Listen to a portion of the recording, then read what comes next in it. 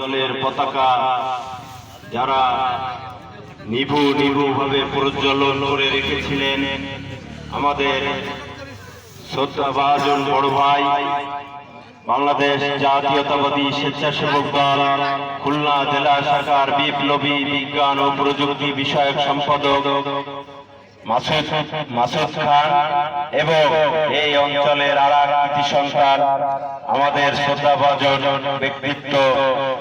আজকের এই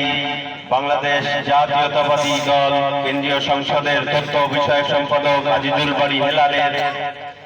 বিশ্বস্ত হাতিয়ার তালতলা গ্রামের কৃতি সন্তান, আমরা যাকে সুখে দুঃখে সবসময় পাশে পেয়ে থাকি। আমাদের এই অঞ্চলের বাংলাদেশ জাতীয়তাবাদী দলের পতাকা দীর্ঘ 17 বছর তার নেতৃত্বেই এই অঞ্চল বিএনপি পতাকা যে নিভু ভাবে যার হাতে ছিল সেই আমাদের শ্রদ্ধাভাজন বড় ভাই মোহাম্মদ বাবুল শেখ, তাকে ব্যক্তিগতভাবে এবং হেলাল ভাইয়ের পক্ষ থেকে শুভেচ্ছা অভিনন্দন জানাচ্ছি।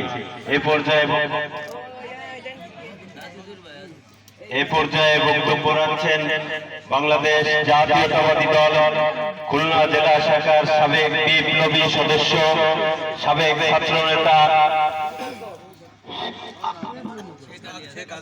শেখ আজগর আলী। এ পর্যায়ে বক্তব্য রাখছেন শেখ